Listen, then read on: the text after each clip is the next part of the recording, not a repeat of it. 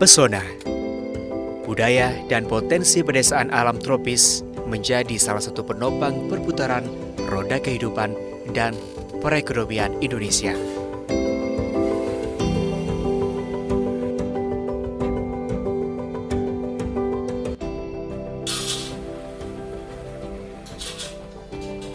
Di saat pembangunan pedesaan menjadi prioritas nasional, TNI telah meluncurkan program inisiatif yang berfokus pada membangun desa-desa di seluruh Indonesia. TNI Manunggal Membangun Desa, TMMD, menjadi program untuk membantu mengurai beragam kesulitan fisik berupa fasilitas, infrastruktur, hingga membenahi permasalahan non-fisik berupa kehidupan sosial beragama.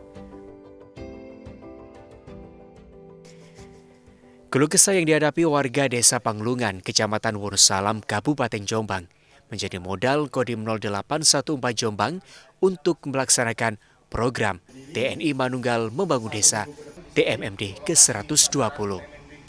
Di Kabupaten Jombang, prajurit TNI terlibat dalam berbagai proyek pembangunan fisik yang sangat dibutuhkan oleh masyarakat pedesaan.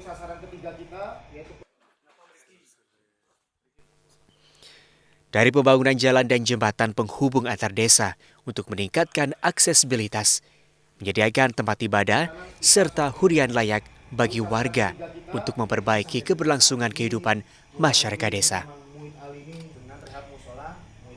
Upaya Satgas TMMD ini dilakukan secara terukur, terencana, sehingga dalam pelaksanaannya berjalan sesuai target, yaitu membangun taraf hidup masyarakat di semua lini.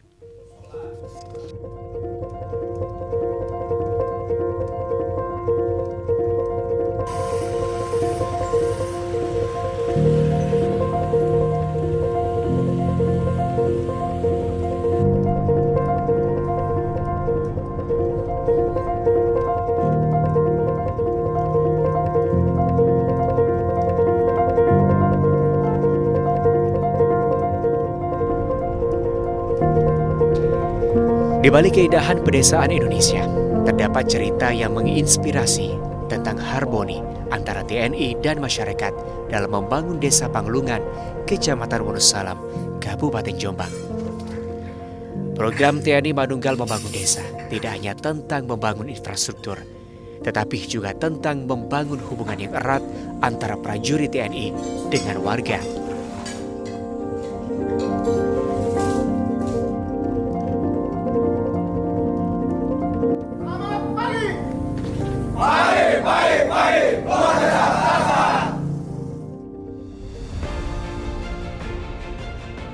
Melalui dedikasi dan kerja keras bersama, TMMD terus menginspirasi desa-desa lain untuk bangkit dan bertransformasi menuju kesejahteraan yang lebih baik. Dengan demikian, program TMMD TNI bersama warga desa tidak hanya sekedar membawa perubahan fisik, tetapi juga menyulam kesejahteraan dan kebersamaan dari satu desa ke desa lain, melalui semangat gotong royong dan kolaborasi yang kuat. Kita dapat bersama-sama menciptakan masa depan yang lebih baik bagi generasi mendatang, serta menuliskan cerita kebaikan dan kesatuan yang mengilhami perubahan.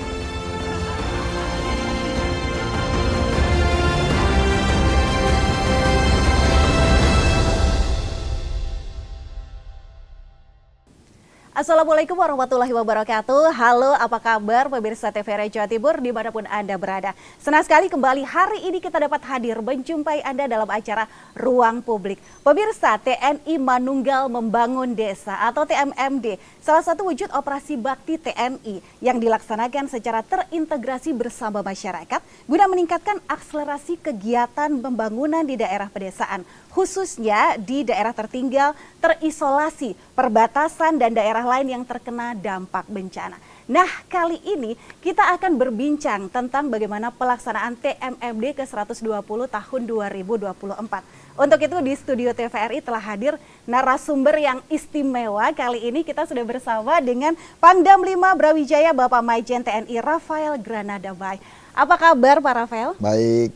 Baik, alhamdulillah. Oke, Pak Rafael, kali ini kita akan ngobrol tentang TMMD yang sudah ke 120. Ya, betul ke nih? 120. Di tahun 2024 ini. Nah, Pak, bagi internal TNI khususnya Kodam 5 Brawijaya, apa sih arti pentingnya TMMD ini? Baik. Terima kasih ya, Mbak Rina. Siap. Jadi Mbak Rina, sebenarnya TMMD itu singkatan dari Tentara Manunggal Membangun Desa. Siap. Nah, Tentara Manunggal Membangun Desa ini adalah programnya TNI yang dimana ini merupakan salah satu dari operasi bakti TNI. Jadi ini sebenarnya bagian dari operasi bakti TNI. Jadi kegiatan program dari Tentara Manunggal Membangun Desa atau TMMD yang sudah dilaksanakan sampai terakhir bulan kemarin, itu yang ke 120. Ya. Karena di dalam 1 tahun itu ada 4 kali pelaksanaannya. Baik. Kemudian TMMD ini adalah program yang dimana salah satu wujud operasi bakti TNI dengan mengajak bekerja sama dengan kementerian dan lembaga, dengan kementerian lembaga, kemudian juga dengan pemerintah daerah, ya, terutama untuk di wilayah-wilayah Kotama, ya, yang dimana bersama-sama kita bagaimana untuk membangun ekonomi desa, ekonomi daerah. Baik. Dengan bekerja sama melaksanakan kegiatan percepatan pembangunan, percepatan perputaran ekonomi di daerah-daerah pedesaan, ya, dan ada kegiatan seperti kegiatan fisik dan kegiatan non fisik. Baik.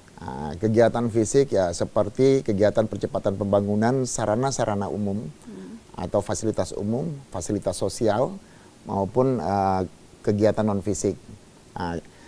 Fasilitas-fasilitas untuk kegiatan fisik seperti melaksanakan pembangunan jalan desa, ya, kemudian melaksanakan rehab jalan desa juga, kemudian melaksanakan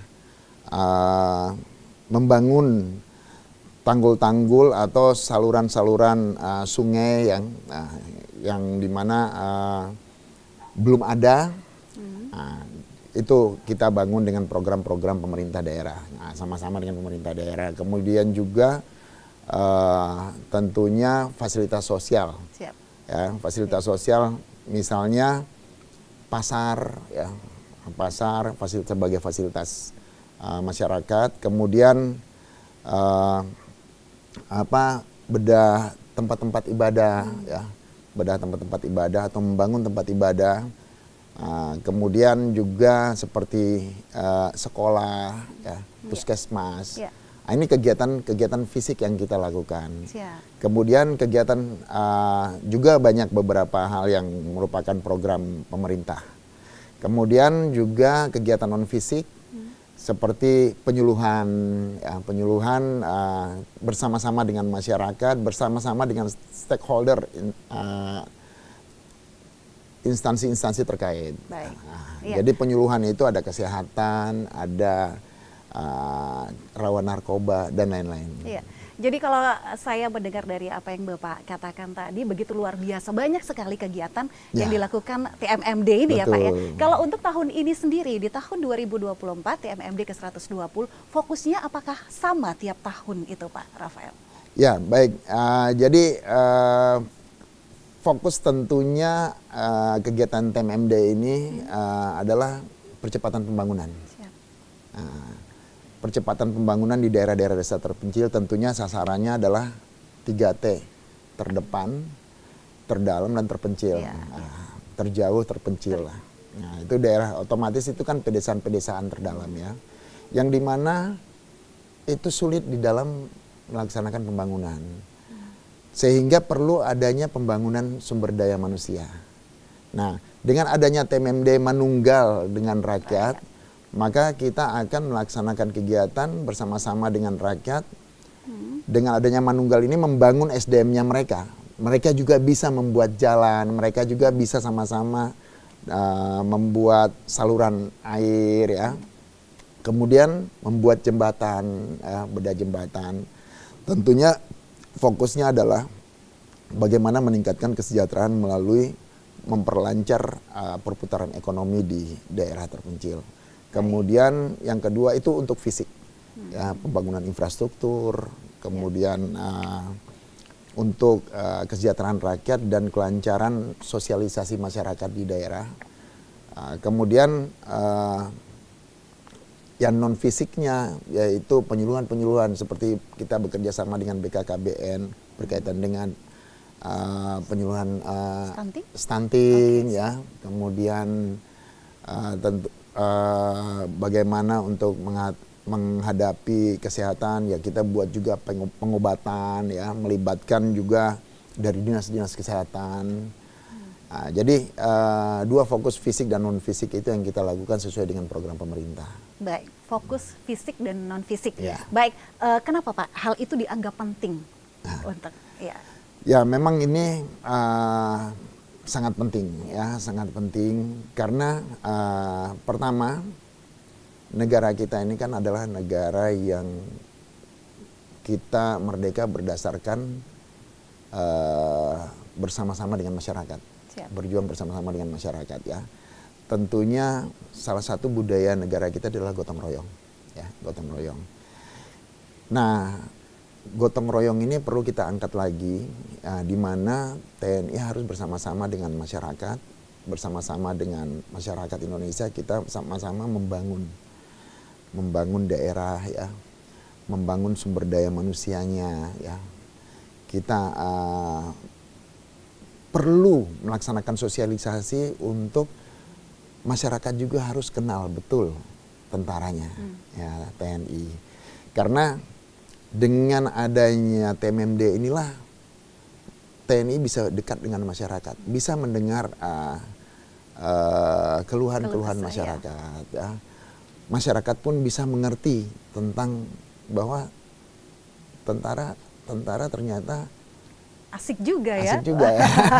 Bisa diajak ngobrol, ya kan. Siap, kalau siap. ngobrol ternyata dia kangen juga sama keluarganya, ya. Iya, Ternyata nggak galak ya. Iya, Ya, kira-kira seperti itu, iya, ya kan. siap. Selama ini kan mungkin masyarakat menilai, waduh tentara nih, galak nih gitu ya. Tapi selama menjalankan atau program TMMD ini bagaimana Pak?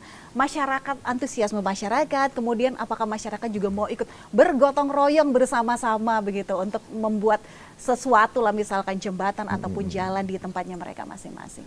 Luar biasa, Mbak. Masyarakat itu sangat welcome sekali. Kegiatan TMMD ini kan kita buat sedemikian rupa sehingga masyarakat itu juga merasa memiliki apa yang dibuat oleh TNI dan dibuat oleh mereka. Ya. Kemudian dengan mereka mengenal tentara, mereka menjadi ada kedekatan, ya, ada kedekatan. Karena bagaimanapun masyarakat ini adalah bagian dari pertahanan negara, ya. Dengan adanya kita bersama mereka, mereka sangat welcome sekali, ya. Tentara ULP-nya itu ditaruh di rumah masyarakat, dimasak oleh masyarakat, dimasak oleh masyarakat, kemudian makan kayak ini bersama-sama dengan masyarakat. Di situ kebersamaan itu berlangsung selama mereka bekerja membangun infrastruktur, ya. Kemudian kemanunggalan ini terjadi, ya. Jadi gotong royong ini terjadi, sehingga dia merasa memiliki apa yang dibuat oleh TNI sama mereka. Ini yang membuat masyarakat itu sangat bahagia dengan ada kehadirannya TNI di wilayah. Paling tidak masyarakat merasa memiliki lah. Betul, tentara dia merasa ini memiliki bahwa tentara ini ternyata bukan musuh kita, tetapi tentara ini adalah sahabat, teman, dan bagian dari kita. Itu harapan kita. Iya, menarik sekali ya. Kalau kita berbicara ke desa, memang begitu luar biasa semangat gotong royongnya bersama TNI begitu ya untuk membangun wilayah mereka. Pak, kalau dari wilayah-wilayah ini bagaimana cara memetakannya? Jadi memang Tentunya pelaksanaan TMMD ini dari hasil kerjasama dengan instansi-instansi terkait, tentunya dibuat tim. Dibuat tim baik dari TNI yaitu bidang teritorial dari Kodam, kemudian dari pihak pemerintah daerah dengan instansi terkait, kita akan melaksanakan rapat. Ya, tim itu akan rapat dan melakukan survei. Melakukan survei, kemudian setelah melakukan survei tentunya kita menerima masukan juga dari pemerintah daerah. Yang dimana pemerintah daerah punya data di mana daerah desa-desa di wilayahnya yang cukup sulit dalam angkutan, yang cukup sulit dalam pembangunan infrastruktur karena terdalam. Nah, dari sinilah dilakukan peninjauan bersama-sama. Setelah lakukan peninjauan bersama-sama, kemudian kembali baru dirapatkan, dilihat dari kondisi tingkat kemiskinan, ya, perputaran ekonomi yang lambat, masalahnya apa. Dari hasil rapat ini baru bisa terpetakan. Jadi rapat, survei, terus setelah survei rapat meminta masukan dari masing-masing instansi bidang. Setelah itu lakukan survei bersama. Setelah survei bersama kembali baru terpetakan itu. Baru kita mulai lakukan program ke wilayah. Ya, jadi seluruh stakeholder juga bekerja sama di betul, sini, Pak, betul, ya. betul. Oke, Pak Rafael, ini di daerah-daerah itu kan memang kalau di desa-desa yang sudah dipetakan tersebut yang menerima TMMD ini, mereka akan antusias, mereka akan welcome dengan adanya TMMD. Adakah tantangan terbesarnya apa? Mungkin ada daerah yang sempat menolak atau bagaimana gitu, Bapak? Ya, syukur alhamdulillah sampai sekarang masyarakat belum ada yang menolak, malah mereka senang dengan kedatangan TNI ya. Tetapi ada tantangan-tantangan, beberapa tantangan-tantangan ya. Contohnya beberapa jembatan ya, pembangunan jembatan di beberapa desa ya. Nah, jalan menuju ke situ sulit. Ibaratnya kalau ngangkut dengan angkutan umum akan sangat terbatas. Tapi dengan TMMD, semua berbondong-bondong mengangkat itu barang sampai di lokasi pembangunan jembatan itu. Luar biasa. Sehingga prajurit TNI dengan masyarakat, bahkan kita libatkan teman-teman instansi tetangga Polri bersama-sama gotong royong ngangkat itu semua, bergeser sampai ke situ, baik semen, batu sampai situ, sambil proses pembangunan jalan ini berjalan, sehingga semuanya terwadahi. Jadi tidak bertahap, jalan dulu dibangun, nanti habis itu program berikutnya jembatan, tidak. Jadi ini langsung. Nah, itulah tujuannya TMMD dengan mengangkat kembali budaya gotong royong, bekerja sama dengan masyarakat. Siap, ini menarik sekali tentunya ya. Dan tantangannya pun juga akhirnya bisa dipecahkan bersama. Betul. Gitu kan? Bagaimana kesulitan di lapangan bisa dikerjakan bersama. Oke, baik Pak. Nah, kalau kita berbicara tentang ketahanan pangan, apakah ketahanan pangan ini juga masuk dalam program TMMD tahun ini, Pak? Ya. Jadi memang ketahanan pangan ini sangat penting ya. Memang bagian dari masuk di dalam TMMD. Khususnya ketahanan pangan ini masuk di dalam TMMD itu dalam bidang non-fisik. Non-fisik, ya. Yang dimana kegiatan ketahanan pangan dalam bidang non-fisik di TMMD ini adalah melaksanakan penyuluhan tentang pertanian. Khususnya kepada kelompok tani. Sehingga mereka sadar akan bagaimana untuk membangun pertanian, bagaimana bertani yang benar.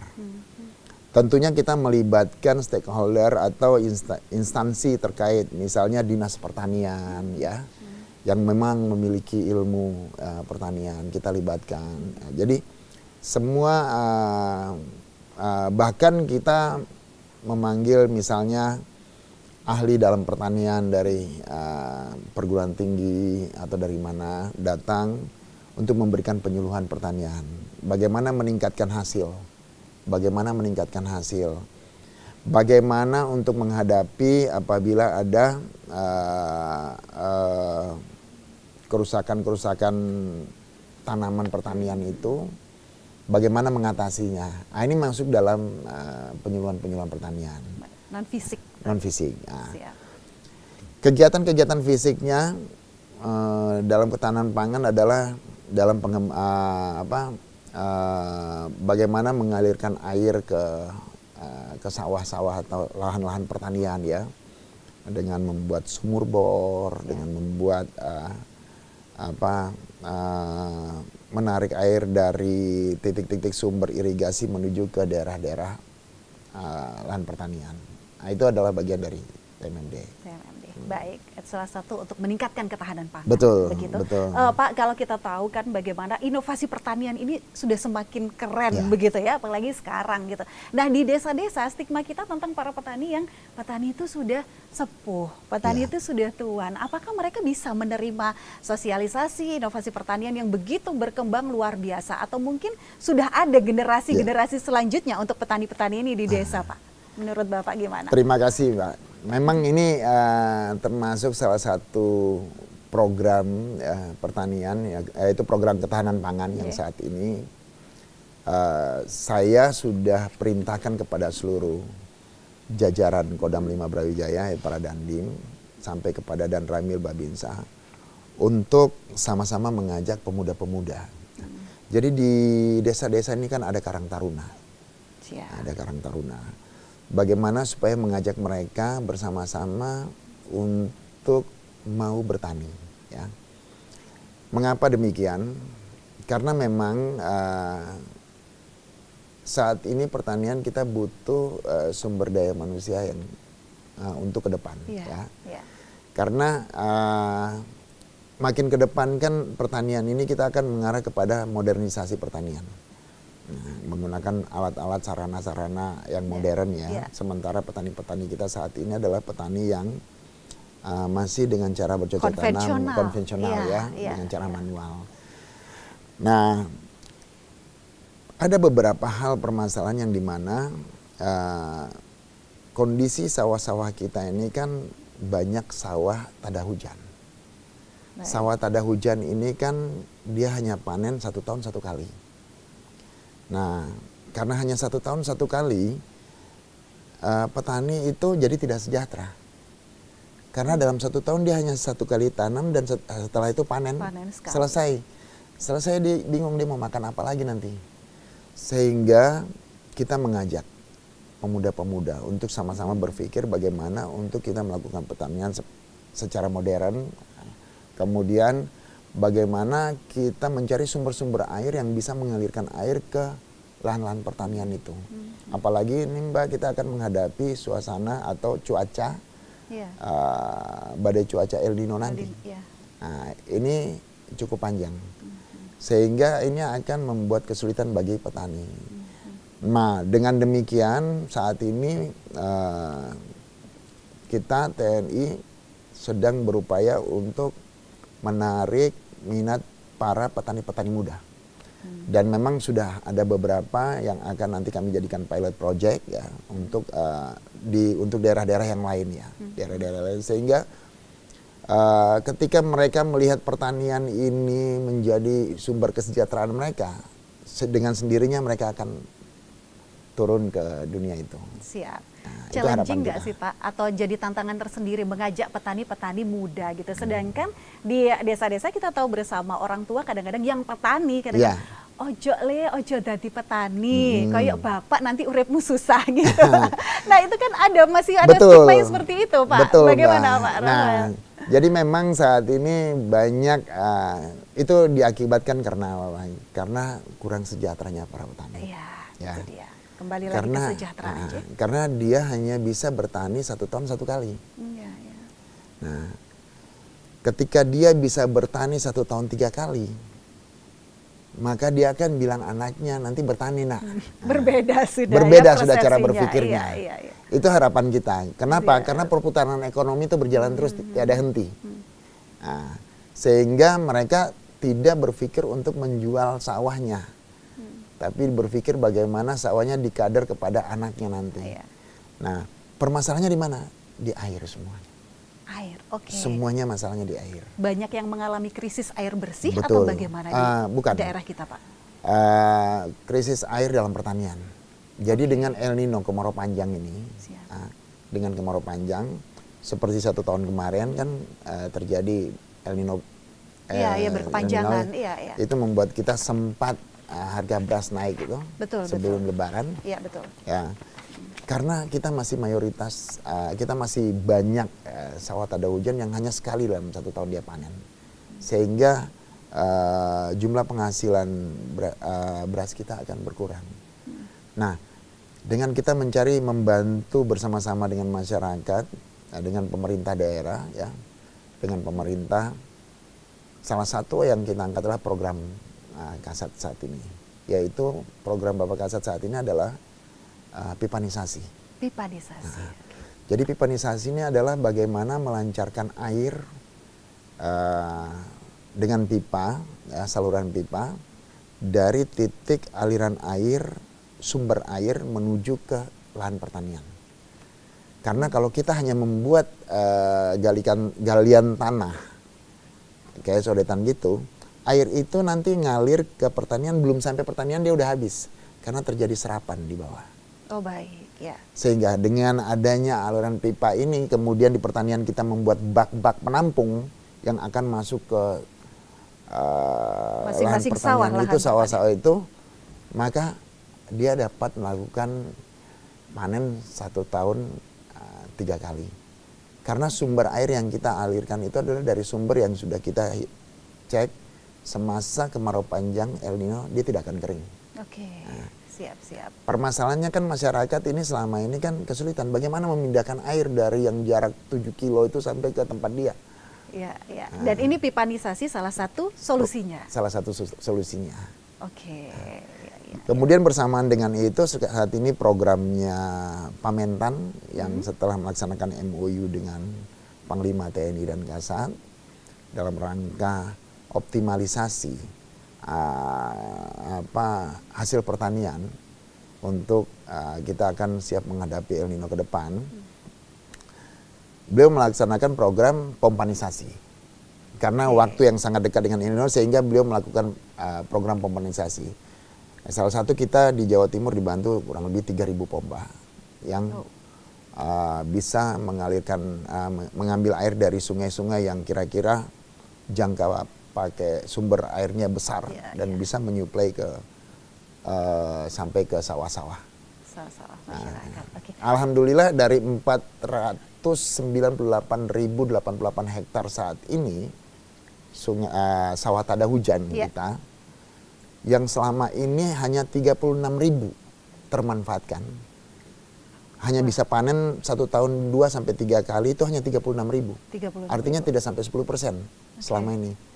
Sekarang ini Sudah? dengan program pompanisasi Mentan dengan bantuan pipanisasi Bapak Kasat, kita sudah sampai hari ini sudah 200.000 hektar masuk pada tanam kedua. Wow. Harapan kita sampai Juli 400.000 sudah masuk pada tanam kedua. Sudah cover semua. Berarti kita sudah bisa mengcover beras di seluruh Indonesia. Amin, swasembada pangan nasional. Mudah-mudahan. Terima kasih, Pak. Nanti kita lanjutkan lagi, Pak Rafael, dan pemirsa jangan kemana-mana. Selepas yang berikut ini kami akan kembali.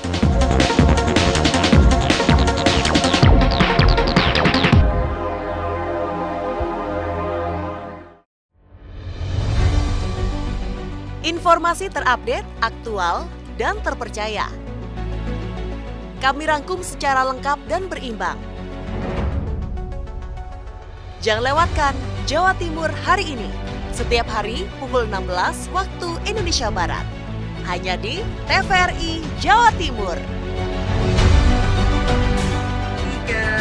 2, 1.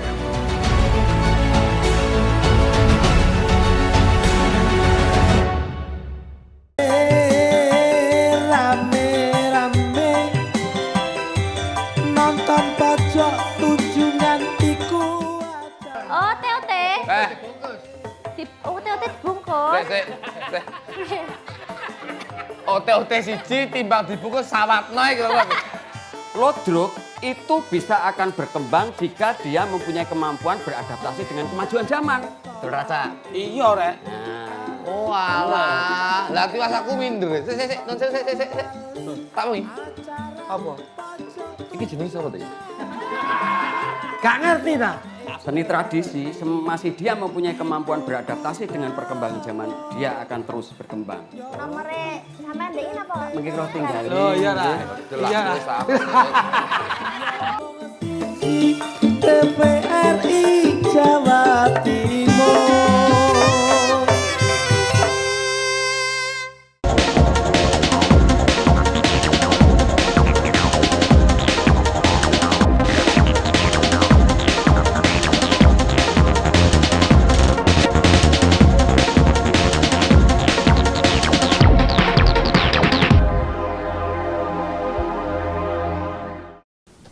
Kembali lagi masih bersama kami di Ruang Publik dan masih bersama Bapak Pangdam 5 Brawijaya, Bapak Rafael Granada Bay. Dan kita akan membahas masih tentang TMMD ke-120 tahun 2024.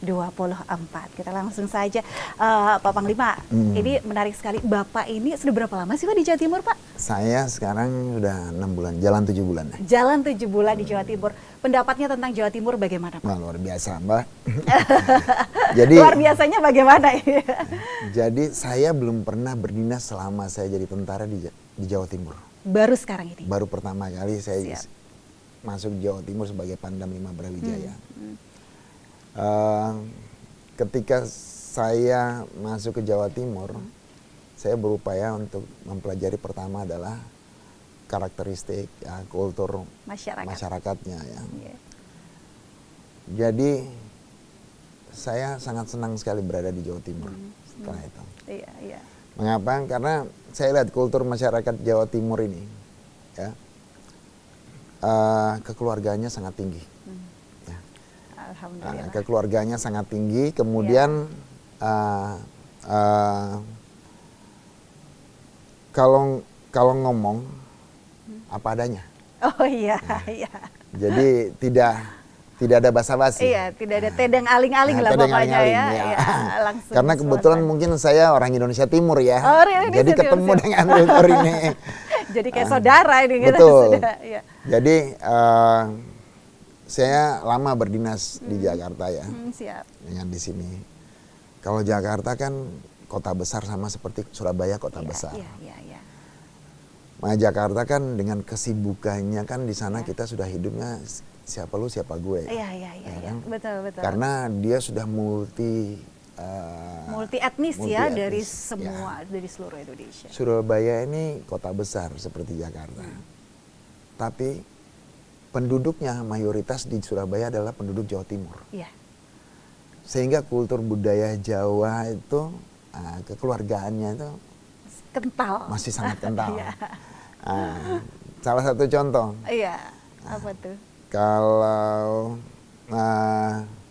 saya berteman sama si A di sini, saya ketemu masyarakat si B, si C, si A, si B, si C, dia ternyata saling kenal semua, saling tahu semua. Iya, iya. Itu masih saudara Ya, saya, Mas. itu Iya, yang iya, saya pelajari. Oke. Itu membuat saya happy bekerja di Iya. Jawa Timur. Syukurlah. Alhamdulillah, terima kasih. Menyenangkan. Iya. Kalau dengar-dengar juga Bapak ini ada hobi yang menarik sekali gitu ya Pak. Suka nyanyi lagu Jawa ya Pak. Ini menarik. Saya boleh diceritakan sedikit nggak? Bapak kan orang Timur ya kan.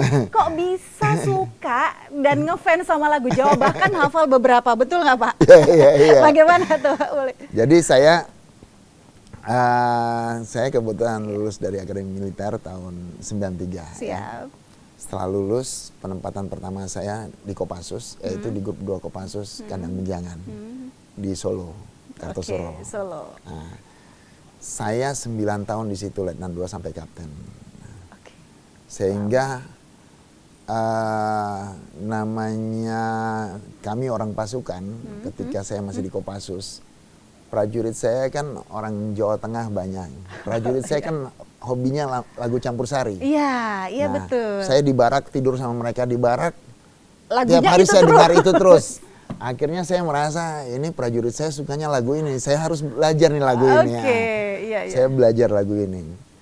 setelah saya pelajari, kalau kumpul sama mereka nyanyi, pasti lagu campur sari, lagu Jawa kan, lagu campur sari. Nah, ketika itu saya pindah ke Jakarta, ke Cijantung. Ya. Cijantung. Suatu saat saya kembali lagi ke Solo sebagai komandan grup 2 Kopassus. Oke. Kembali lagi ke suasana itu. Jadi itu jadi kenangan yang terus melekat begitu ya Pak? Dan itu kan lagu-lagu itu kan adalah, kalau kami di tentara ketika di pasukan itu adalah lagu prajurit. Oh iya? Nah itu adalah lagu prajurit. Kalau di umum itu adalah lagu rakyat. Lagu rakyat, betul. Jadi prajurit dengan rakyat ini sama. Kami dengan rakyat kan sama. Sama, oke. Jadi ketika lagu ini yang berbunyi itu yang lebih masuk dan diterima oleh masyarakat. Masyarakat, siap. Sama dengan kami sebagai prajurit, ketika lagu itu berbunyi itu mudah diterima oleh prajurit dan masyarakat. Iya. Apalagi kita habis latihan ya. Nah udah selesai latihan, mendengar lagu itu kan jadi gembira. Siap. Jadi tidak ada suasana sedihnya itu. Oke. Walaupun lagu ceritanya sedih, tapi karena musik membuat tetap terasanya gembira. Tetap happy ya. Itu kan lagi hit sekarang, jadi ambyar, lagu ambyar Ya, Dan itu benar. diterima oleh seluruh kalangan. Diterima sama seluruh kalangan. Betul. Bahkan saya lihat di beberapa media sosial di negara luar, banyak yang pencinta media sosial Suka dengan dan lagu hafal lagu Ya, itu. itu Orang dia. bule hafal Pak. Lagu rungkat itu banyak juga. Wah, sangat banyak. Dan ini menjadi menarik ya Betul, Pak ya. ya. Ini tandanya prajurit dan rakyat bersatu juga. Walaupun Semua kita dalam- di Surabaya lagunya Jogja. Iya, Jogja istimewa. Istimewa. Iya, betul. Jadi artinya suka teki masih dia ya, Pak? menyatu nih, Iya. satu pulau Jawa ini sama ini. Iya, iya, iya. Oke. Bahkan saya ketika di Papua, Iya? lagi tugas di Papua orang nyanyi lagu ini semua, campur Oh, iya? sari, lagu rakyat. Dan hafal Dan semua ya hafal, rata-rata. ketika di Kalimantan di daerah perbatasan, Mereka juga nyanyi di lagi. Kaltara, Nunukan, ketika kumpul, lagunya ini juga semua. Dan ternyata ini lagu rakyat. Oke, menarik Sama sekali. dengan kami, lagu prajurit. Prajurit dan rakyat menyatu, manunggal. Oke, Manunggal membangun iya, desa. membangun desa. Kita kembali ke TMMD-nya. Ya. Nah ini Pak, sejauh ini bagaimana kontribusi dari TMMD sendiri ikut Ya. dalam pemerataan pembangunan di daerah? Baik, jadi kontribusi TMMD memang selama ini yang sudah berjalan ya, hampir di seluruh wilayah ya, di seluruh wilayah negara Indonesia ini. Karena yang disentuh adalah desa-desa terpencil ya. Tentunya kontribusi yang terjadi adalah pertama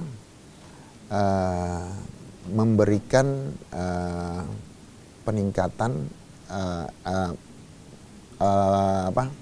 peningkatan infrastruktur. Ya. Ya.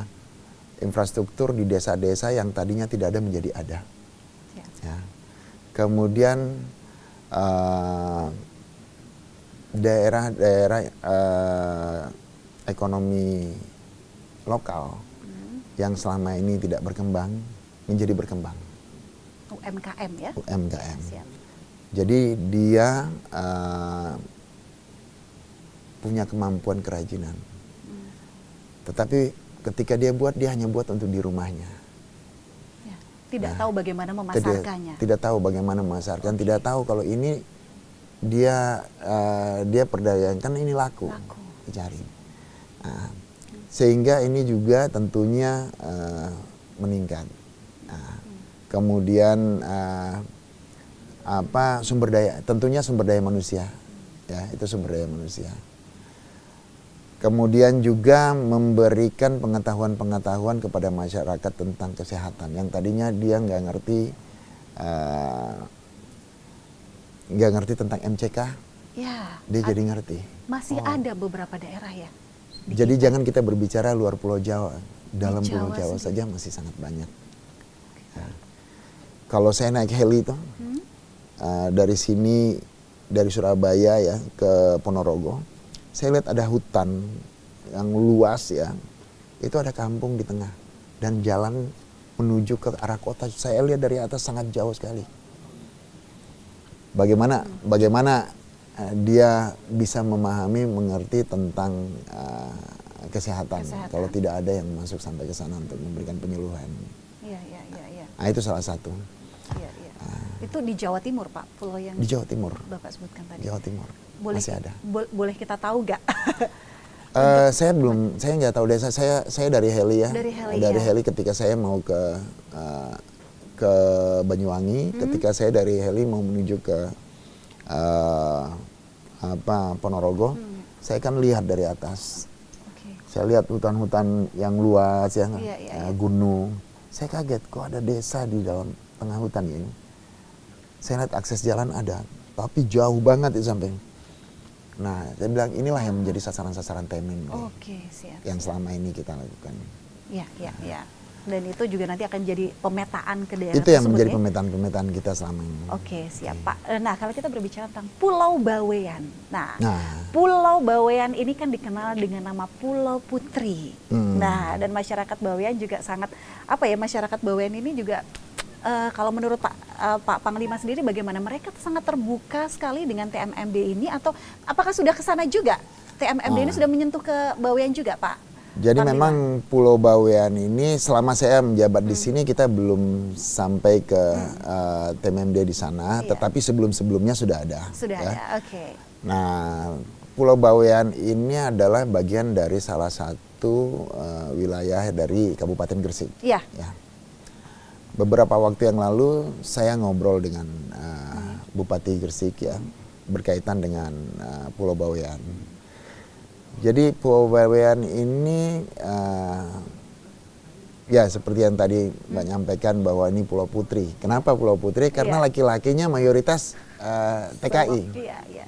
Nah, saya tanya sama Pak Bupati, kenapa mereka kok memilih TKI daripada membangun pertanian? Ya, Bupati menyampaikan bahwa Pulau Bawean ini sebenarnya memiliki pertanian yang cukup besar. Dia punya sawah itu ada 4.000 hektar. Di pulau sekecil itu di dengan pulau sawah. sekecil itu ya. Iya, dengan sawah 4.000 tetapi hektar. semuanya itu tak ada hujan. Nah, bayangkan semua tak ada hujan, terus belum berbicara pertanian yang lain. Ini di luar sawah. Pertanian yang lainnya juga sangat luas dan semuanya tak ada hujan. Sehingga dia hanya bisa panen dalam 1 tahun 1 kali. Nah, ini yang membuat ketika itu masyarakat merasa kesulitan dalam menyandang hidupnya ya.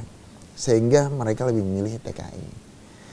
Kemudian saya bilang sama Pak Bupati, kalau TNI masuk ke sana dengan karya bakti, dengan membuat, karena kebetulan Bapak Kasat kami punya program pipanisasi. Ya. Kami lihat di sana sumber air. Beliau bilang bahwa di sana ada sumber air, yaitu di tengah-tengah itu ada sumber air besar di tengah Pulau Bawean. Saya bilang ini hal yang sangat bagus. Nah, kemudian saya perintahkanlah staf saya untuk melakukan survei. Dan setelah disurvei, dicek ternyata bisa. Nah, saya bicara dengan Pak Bupati. Pak Bupati bilang, Pak Panglima, Pulau Bawean kalau ini air sudah bisa ngalir, maka Gresik sudah memberantas 20% kemiskinan untuk wilayah Gresik. Karena potensinya Karena 20% itu datangnya di dari Bawean katanya. Saya bilang, insya Allah mudah-mudahan bisa. Oke, semoga segera bisa direalisasikan begitu ya, karena potensi yang ada di Pulau Bawean juga luar biasa. Luar biasa potensinya. Kebetulan kemarin tim saya baru datang kemarin. Siap. Dan baru habis gelar rapat kemarin untuk hasil surveinya. Dalam waktu dekat kita akan coba masukin. Siap, potensinya luar biasa. Dan Bapak kalau sudah pernah ke Bawean kan? Sudah. Nah, itu sudah ke Pulau Noko? Pulau Noko belum. Itu harus ke sana. Oh ya? Iya. Wah, ini jadi menarik nih. Cantik sekali Pulau Noko dengan pasirnya yang putih, bersih airnya. Saya ngelihat dari pesawat Pulau Noko. Itu sebelum harus mendarat di sana. Ada pasir putih panjang. Iya, betul. Harus mendarat di sana, bisa snorkeling juga. Cantik sekali. Baik. Nah, kalau TMMD ini 1 tahun dilaksanakan 4 kali. 4 kali, ya. Nah, terus bagaimana untuk mengontrol keberlanjutan program pembangunan tersebut? Jadi memang TMMD yang sudah berjalan dan sudah selesai, ini dilakukan kontrol oleh setiap wilayah bersama-sama dengan mengajak pemerintah setingkat desa, ya. Dari kecamatan sampai desa. Karena kebetulan kami punya Babinsa, kami punya Danramil, ya. Di sana juga ada Babin Kamtipmas dari Polri, ada Kapolsek dari Polri. Jadi dengan kemenunggalan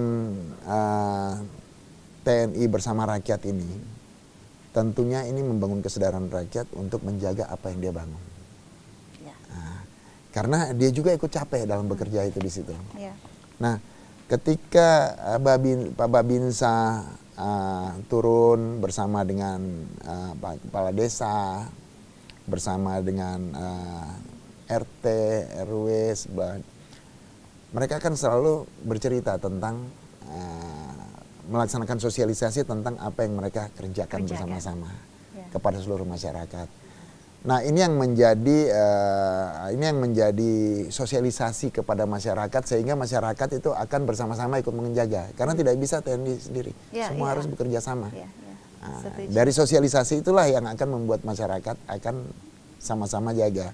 Karena ketika masyarakat yang melanggar tidak lagi Babin saya menegur, yang menegur adalah masyarakat setempat juga. Iya, iya. Itu kan kita yang bikin, kenapa kamu rusak gitu kan? Gitu ya. Jadi memang ada sense of belonging ya, benar, yang ditanamkan. benar. Poin pentingnya adalah Betul. itu. Makanya kenapa TNI menggandeng masyarakat untuk bersama-sama. Bersama-sama. Jadi bukan hanya TNI yang membangun terus dirusak begitu kan? Benar. Siap. Oke, Pak Panglima. Nah, ini sejauh ini bagaimanakah efek pembangunan ini khususnya untuk daerah-daerah yang 3T tadi, terluar, terpencil, terdalam. Efeknya sampai saat ini untuk masyarakat di sana seperti apa? Ada beberapa hal di situ yang selama ini kita lakukan dengan adanya TMMD ini, tentunya efeknya sangat besar ya. Terjadi peningkatan aksesibilitas atau akses ya. Menghubung desa dengan kecamatan ya. Desa dengan wilayah-wilayah pasar ya. Dengan yaitu aksesibilitas ini itu adalah program di mana TMMD dilaksanakan pembangunan jalan, pembangunan jembatan. Dengan adanya jembatan yang tadinya dia harus berjualan berkeliling, harus melewati sungai, dia harus tinggal menyeberang, dia berjualan di situ langsung, menghemat biaya dia punya perjalanan. Siap. Kemudian terjadi peningkatan ekonomi tentu, ekonomi lokal. Ekonomi, siap. Di mana peningkatan ekonomi lokal ini terjadi karena sudah adanya akses, sehingga perputaran ekonominya ini akan lancar. Lancar dan cepat. Nah, makanya kalau kita lihat daerah-daerah yang sudah ada akses, yang sudah kita bisa buka akses semua itu, udah hampir setiap rumah udah ada motor. Oke. Karena dia bawa jualannya ke pasar-pasar. Ya. Kan ada pasar mingguan itu biasa kalau di desa itu ya. Betul. Kemudian tentunya yang ketiga adalah terjadi peningkatan sosial ya, komunikasi sosial. Yang dimana mereka bisa saling berkomunikasi antara satu desa dengan desa yang lain tanpa ada kendala. Nah, bahwa satu desa dengan desa yang lain adalah keluarga. Dengan yang tadinya antara dua desa ini yang mereka merasa jauh, sekarang jadi dekat. Kemudian juga tentunya terjadi peningkatan terhadap sumber daya manusia. Dengan adanya akses yang terbuka, ekonomi yang berjalan lancar, anak-anak bisa sekolah dengan baik. Pembangunan sekolah akan berkembang. Pendidikan. Pendidikan, oke. Tentunya pendidikan akan berkembang. Ya. Dengan berkembangnya pendidikan, berkembang juga teknologi komunikasi. Mengenal alat komunikasi anak-anak, ya kan, sehingga mereka mendapat pengetahuan dari dunia media. Betul. Ya. Nah, dari pendidikan yang bisa masuk, media bisa masuk, mereka mendapat pengetahuan dari media. Ya. Nah, ini semua tentunya akan memajukan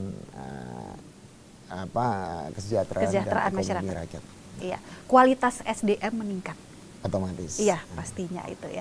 Oke, Bapak, kalau sampai sekarang untuk tahun 2024 ini daerah mana saja, Pak? Untuk di Jawa Timur, iya, TMMD dilaksanakannya. Kita harapan kita sih sampai selesai, sampai akhir tahun bisa mencapai semua wilayah Jawa Timur kabupaten ya. Wah, iya, siap. Tetapi tentunya ini bertahap ya. Kemarin kita di 20, kemarin kita laksanakan di 5 kabupaten. 5 ya. kabupaten, oke. Harapan kita nanti di bulan Juli nanti kita mulai lagi. Oke. Bulan Juli itu mungkin sekitar 5 kabupaten lagi. 5 kabupaten lagi. Jadi terus berjalan terus. Jadi ini adalah program yang berkesinambungan, menjadi program sepanjang tahun. Oke, Oke. baik. Sampai bulan Juni ini kan Ya. sudah ada 5 tadi ya? Ya. Sudah ada 5 daerah. Nah ini apakah ada evaluasi Ya. dari 5 daerah ini untuk nanti evaluasinya perbaikannya dilakukan di daerah berikutnya gitu? Apa Ya. tuh Pak? Monggo silakan. Ya tentunya evaluasi tetap ada ya. Ya. Nah, jadi evaluasi yang kita lakukan adalah bagaimana kita meningkatkan kerjasama antara tentunya kan ada anggaran ya, anggaran yang dari pemerintah daerah, yang dimana anggaran pemerintah daerah yang masuk ke desa yang kira-kira hasilnya kurang efektif dikerjasamakan dengan TMMD. Contoh ini, program anggaran itu membangun jalan panjangnya 1 kilo. Siap. Karena dikerjasamakan dengan TNI, dengan Manunggal, dengan rakyat, dari anggaran yang targetnya kalau dimasukin di dalam pengadaan barang dan jasa itu 1 kilo bisa menjadi 1,5 kilo. Oke. Iya. Nah ini efektivitas yang berjalan. Nah harapan kita nanti tentunya sesuai dengan evaluasi, ini akan kita membangun komunikasi untuk menata supaya tidak menjadi temuan-temuan dalam pertanggungjawaban keuangan khususnya. Nah itu menjadi evaluasi ya. Kemudian kedua, peran ya. Peran masih ada peran-peran dinas yang belum terwadahi. Ya. Seperti apa itu Pak? Seperti misalnya begini, dengan keterbatasan waktu, kita kan melibatkan khususnya untuk yang non fisik, misalnya non fisik. Iya, non fisik. Kan ada Polri misalnya dalam penyuluhan narkoba dan lain-lain. Kemudian BKKBN, stunting, ada dinas kesehatan. Kita perlu juga ada dinas-dinas lain seperti bahaya narkoba juga kan ada BNN. Jadi itu menjadi evaluasi hal-hal yang sudah berkembang di daerah desa. Ini harus kita masukkan untuk menjadi tambahan karena ini berkaitan dengan generasi-generasi anak kita ke depan. Setuju. Jadi tidak hanya pembangunan tapi juga bahaya proxy war, Ya, terutama betul. narkoba ini harus kita antisipasi, Ya, gitu betul, ya Pak. Karena betul. sekarang sudah kondisinya Udah sangat luar biasa, darurat narkoba betul-betul terjadi Betul, di betul. negara kita. Oke, Pak Panglima, ini terakhir harapannya untuk TMMD dan seluruh masyarakat, terutama masyarakat Jawa Timur. Silakan. baik. Terima kasih Mbak. Jadi harapan kami TMMD ini tetap berlangsung secara terus-menerus berkesinambungan dan mendapat dukungan dari semua kalangan ya. Tentunya dukungan kita juga butuh dukungan masyarakat, dukungan tentunya pemerintah daerah ya, dan dukungan semua instansi kementerian dan lembaga ya, yang dimana ini bisa berkelanjutan dan berkembang ya, secara terus menerus, dan program ini menjadi program yang program sepanjang tahun. Itu harapan kita, jadi tidak berhenti sampai di sini saja. Siap, terima kasih Pak Rafael, Pak Panglima. Harapannya juga nanti untuk TVRI akan terus bisa mendukung Pak. Kita akan terus mendukung Pak Saya untuk juga program berharap, TMMD Pak. saya juga berharap itu. Iya, Saya nanti juga insya Allah kita berharap akan itu. terus bersinergi ya Pak. Kita Baik, mendukung terima program kasih. TMMD karena untuk seluruh masyarakat juga. Dan kita juga akan mendukung Bapak untuk tampil di acara Campur Sari, boleh Pak? Oh, ya. Nyanyi lagu Oke. Jawa Pak. Nanti kita akan undang ya. Mudah-mudahan waktunya berkenan dan waktunya nanti bisa Baik, sesuai. baik. Terima kasih Terima banyak kasih. Terima Bapak kasih, Pangdam 5 Mbak. Brawijaya, Bapak Rafael Granada Sama-sama. Bay. Terima kasih. Terima kasih pemirsa sudah bersama kami kurang lebih 60 menit. Saya Rina Valevi undur diri. Wassalamualaikum warahmatullahi wabarakatuh. Sampai jumpa. Pak.